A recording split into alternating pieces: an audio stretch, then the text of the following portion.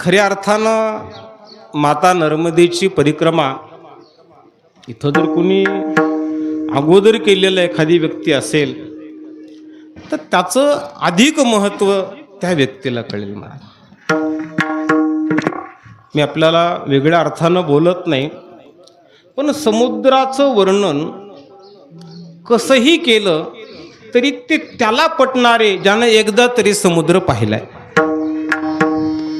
असा पण सागराला सागरो सागरा येईव, कारण सागर कसा आहे त्या सागराला उपमा नाही. मला माता नर्मदेची जी परिक्रमा आहे ती परिक्रमा नाही तर एक प्रकारचं संपूर्ण कायिक तप आहे.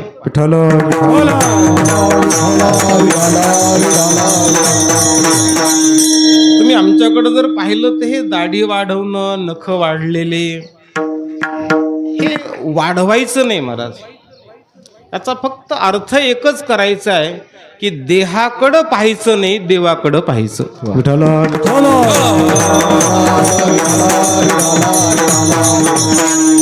मी आपली क्षमा मागून बोलेल महाराज, मी कोणाची उपेक्षा करतोय असा अर्थ लावू नका. खेड्यात आणखी वातावरण चांगलं आहे, पण मला वाटतं आजही आपण कोणत्या स्तराकडे चाललो. अनेक अशी माणसं आहेत महाराज की ज्यांना सकाळी उठलं की देव डोळ्यासमोर येत नाही महाराज, वस्तारा डोळ्यासमोर येत की मी काय केली पाहिजे. अरे ते एक अंग आहे महाराज, ते करावं लागेल, नाही असं नाही, त्याची उपेक्षा नाही, पण त्याला प्राधान्य देऊ नका. कारण जीवनामध्ये प्राधान्य कशाला देता आलं पाहिजे, ते देहाला प्राधान्य द्यायचं नाही महाराज. देहतवासे प्रारब्धाधीन याचा मेकाशीन भारवहू. तुकोबारा म्हणतात तो प्रारब्धाच्या अधीन आहे. या अभंगाचं मुख्य चरण लक्षात ठेवा महाराज. न पडे या बाही काळा हाती.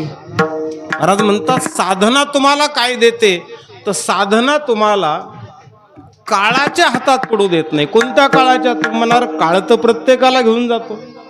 अरे काळ प्रत्येकाला घेऊन जातो, पण अकाली तो आमच्याकडे येणार नाही. विठाला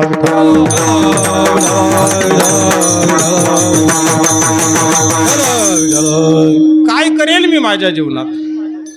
ब्रह्मरस करू भोजन पंगती, संताचे संगती सर्व काळ. मानवी जीवनामध्ये विषयरस खूप आहेत महाराज, खूप आहेत, पण ब्रह्मरस फार कमी होत चालला. मी आहे त्या वेळेमध्ये जेवढं बोलण्याचा प्रयत्न करेल, परंतु ही जी संगती तुमच्या माझ्या जीवनामध्ये आहे ती संताची संगती अत्यंत महत्वाची. महाराज ज्ञानोबारायला तीर्थयात्रा करायची होती. आळंदीहून सुरुवात करता आली असती का नसती करता आली? कुठं आले ज्ञानोबाराय? पंढरपूरला आले. देवाची प्रार्थना केली आणि देवाला सांगितलं नामदेवाला माझ्या सोबत ठेवा. महाराज नामाच्या संगतीत तीर्थयात्रा करा. विठ्ठल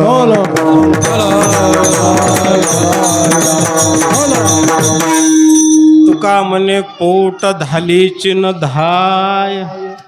याचा साधा सोपा अर्थ सांगतो मी, सांगतोय असाच अर्थही मानू नका. पण मला वाटत नाही महाराज किती वेळेला जेवल्यावर आपण लक्षात ठेवतो, किती पारायण आपल्या लक्षात येत का किती वेळेला जेवण केलं लक्षात येत. हा कदाचित पारायण लक्षात आहे, आमची वारी लक्षात राहील, काही सत्कर्म आपल्या हातून घडलं ते लक्षात राहील, पण आमच्या जेवलेलं लक्षात राहणार. पोट तुका म्हणे पोट धालेची न धाय. महाराज म्हणतात जसं आपण नित्य पुन्हा पुन्हा जेवण करतो, पण पुन्हा ते पुन्हा घ्यावंच वाटतं, बस परमार्थ तसा झाला पाहिजे.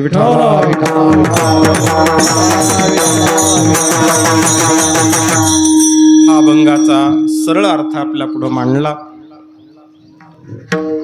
आज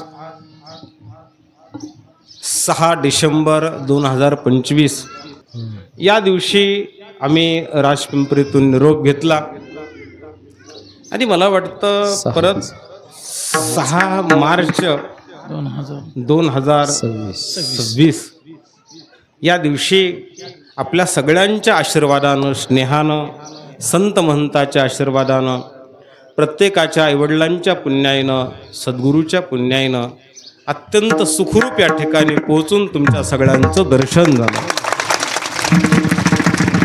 मी तर म्हणेल मी स्तुती म्हणून आपल्या पुढं मांडत नाही, पण अत्यंत उत्स्फूर्त ग्रामस्थानं केलेलं स्वागत ज्या वेळेला आम्ही पाहिलं, पंढरवाडीकरांनी थेट फाट्यापासून त्यांच्या गावापर्यंत स्वागत केलं, तिथून इथपर्यंत स्वागत केलं. मला तर असं वाटायला लागलं भाग गेला शिन गेला, आमचा 3 महिने चालण्याचा शिनभाग गेला. माझा इतकं उत्स्फूर्त. तसं रात्री 1:30 वाजेपासून आम्ही देऊळगाव राजापासून स्वागत घेत आलो, तर सकाळी फाट्यापर्यंत. मला सांगायचं उद्देश हा प्रौढी नाही आहे, आत्मप्रौढी नाही, परंतु ज्या वेळेला आपण साधना करतो आणि ती साधना एका साधन स्थलामध्ये जाऊन केल्या जाते, मी आपल्याला विनंती करेल, मला आयुष्यामध्ये नर्मदा परिक्रमेचे 4 विभाग केलेले आहेत. कदाचित सगळी परिक्रमा एकदा होणार नसेल, तर पहिल्यांदा ओंकारेश्वरापासून समुद्र तटापर्यंत जा, परत या. दुसऱ्या वेळेला समुद्र तटापासून नेमावर मध्यभागी ठिकाणी नाभिस्थल म्हणतात त्याला, तिथं जा, परत या. तिसऱ्या वर्षी नेमावर पासून अमरकंटकपर्यंत जा, परत या. चौथ्या वर्षी अमरकंटकहून परत ओंकारेश्वरला या. पण काही दिवसाची का होईना नक्कीच ही असणारी परिक्रमा जरूर करा, काही कालाची. सगळ्यालाच वयोमानानं अन्य गोष्टीनं पायी शक्य नाही, अत्यंत कठीण प्रवास आहे, परंतु काही कालावधीसाठी ही परिक्रमा जर आपण केली तर मला वाटतं ही परिक्रमा नाही, हे जीवन परिवर्तन आहे. विठ्ठल विठ्ठल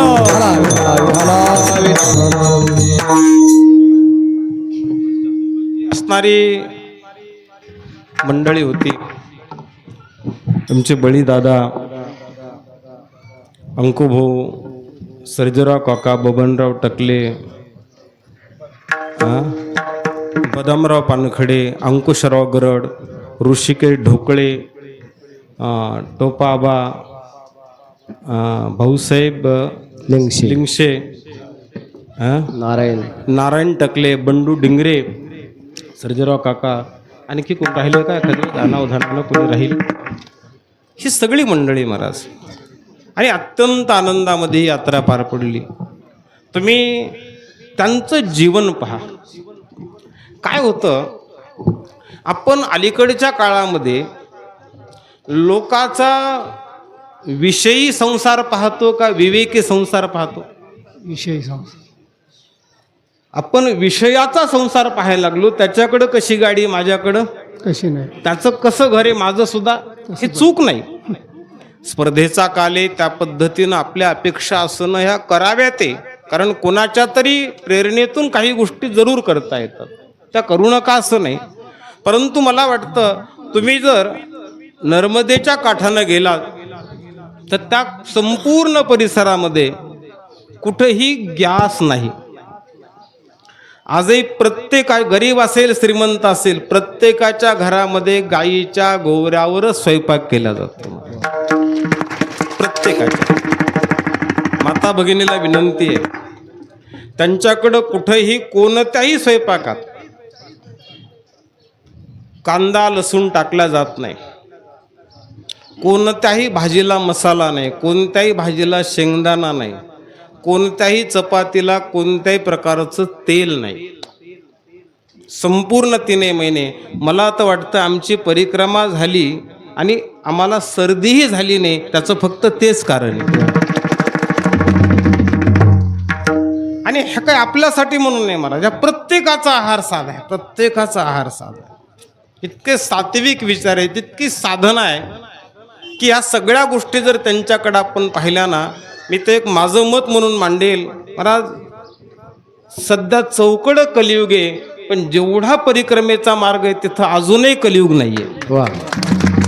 आजही नाही. तुम्ही प्रत्यक्ष खात्री करा, जा. गाडीनं जाऊ नका, फक्त मोटरसायकलवर करा, करता येते परिक्रमा, चांगल्या पद्धतीनं करता येते. अनेक आश्रमामध्ये जाता येतं, त्या ठिकाणचा अनुभव घेता येतो, तिथली साधना करता येते. कारण नर्मदे शब्दाचा अर्थ मी माझ्या परीनं असा करेल. आदरणीय भागवताचार्य, माझ्यापेक्षा वयानं ज्ञानानं अधिकारानं मोठे असणारे प्रल्हाद महाराज समोर आहेत. महाराज, मी नर्मदा शब्दाचा असा अर्थ करतो. नर्म शब्दाचा अर्थ हास्य, विनोद. दे, नर्मदे, मला वाटतं तिला फक्त आमच्या जीवनात हास्य दे एवढंच म्हणावं, आणखी काय पाहिजे मला. विठाला विठाला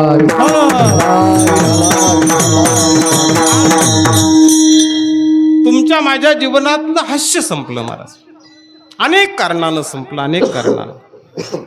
दैनंदिन जीवनामध्ये त्याची अनंत कारण आहे, पण तुमच्या माझ्या आज शोकांतिका आहे, आपल्याकडं हास्य क्लब आहेत की जिथं काही फीस द्यावी लागते आणि तिथं काय करावं लागतं, हसण्यासाठी. महाराज, नर्मदा ही नर्मदा. या पाण्याचं वैशिष्ट्य आहे. या पाण्याचं वैशिष्ट्य मध्ये मी लोभोला एक दिवस मुद्दाम सांगितलं की ती काठावरची जेवढी मंडळी आहेत नर्मदेचंच पाणी पितात. पावसाळ्यात पुराचं पाणीही नर्मदेचंच पितात, पुराचं पाणी. अनेक वैद्यकीय अधिकारी त्यांना मना करतात की हे पिऊ नका, आरोग्याच्या दृष्टीनं घातक की. त्यांनी सांगितलं नाही, आम्ही हेच पाणी पिणार. आणि खरोखरच त्या पाण्यात एवढी ताकद आहे, एवढी शक्ती आहे. लोकही इतकं पावित्र्य पाळतात महाराज. छोट्या मुलापासून महिला असतील, पुरुष असतील, गाडीवर चालणारा प्रत्येक व्यक्ती असेल, तरुण असेल, प्रत्येक जण नर्मदे हर केल्याशिवाय पुढे जातच नाही महाराज. प्रत्येक व्यक्ती इतकी असणारी नम्रता आपल्याला शिकायला मिळते. पण तुमचं माझं जे जीवन आहे ना, त्या जीवनाला परिवर्तन करण्याची ताकद जर कशात असेल तर ती परिक्रमे येते. विठ्ठल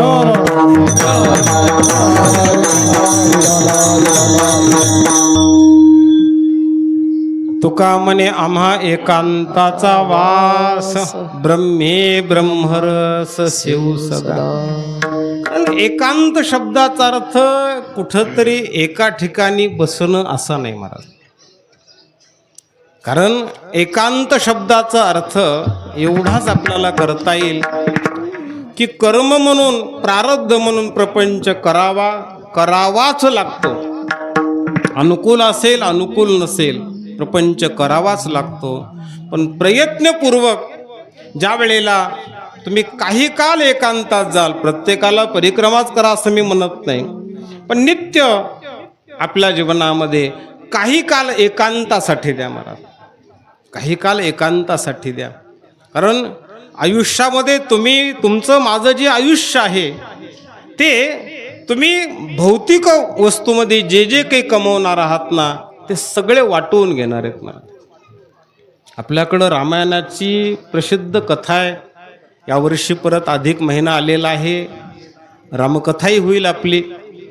पण मला एवढंच सांगायचं आहे महाराज, वाल्यानं आपल्या जीवनात मिळवलेलं भौतिक सगळ्यांनी वाटून घेतलं, पण नंतर त्याची आणि नारदाची भेट होते आणि त्यांनी जी नैतिक कमाई केली ती कुणालाही घेता आली नाही. विठ्ठला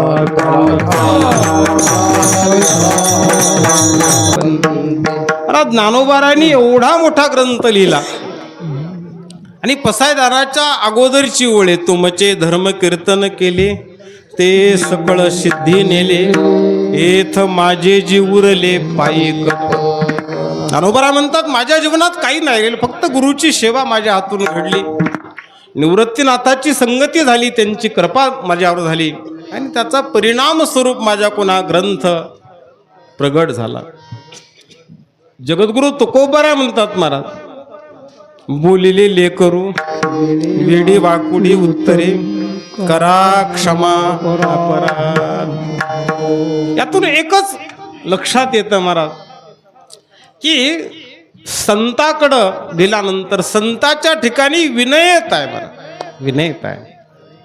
परिक्रमेची मंडळी आता आपल्याला यथावकाश सांगत राहतील.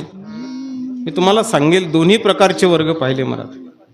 अति श्रीमंत वर्ग पाहिला आम्ही, पण परिक्रमावासी जर दिसले ना ही माणसं पायातला जोडा काढूच देत नाहीत महाराज, मस्तक ठेवतात. विठ्ठला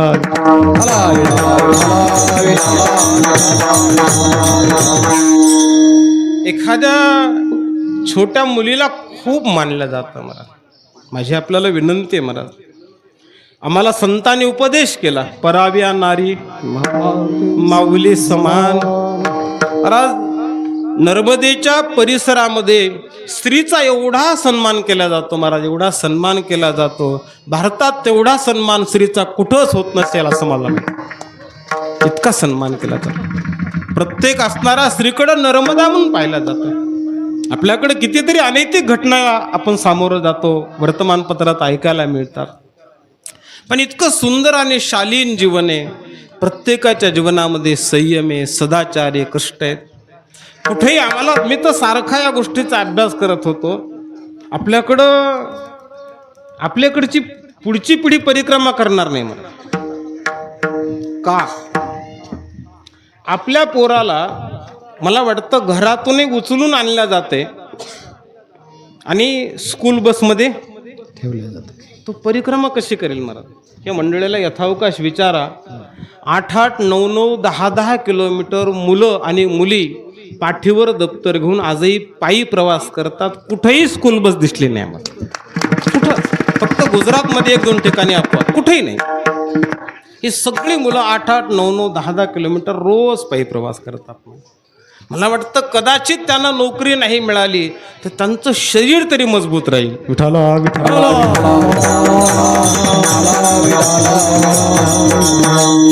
प्रत्येक गोष्ट शिकत राहण्यासारखी. परिक्रमेत दुसरं काही नाही मला. सकाळी आम्ही 5 वाजता उठायचो, 4 वाजता उठायचो पहाटे.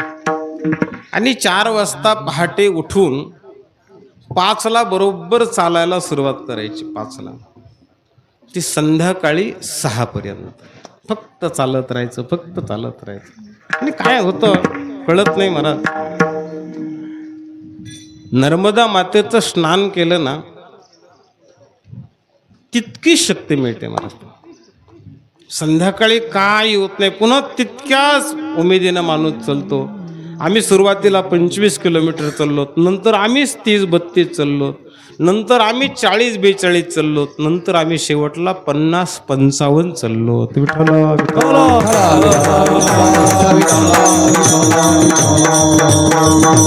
आपल्या पैठणच्या दिंडीचं जेवढं अंतर आहे, आपल्याला 3 दिवस लागतात दिंडीला.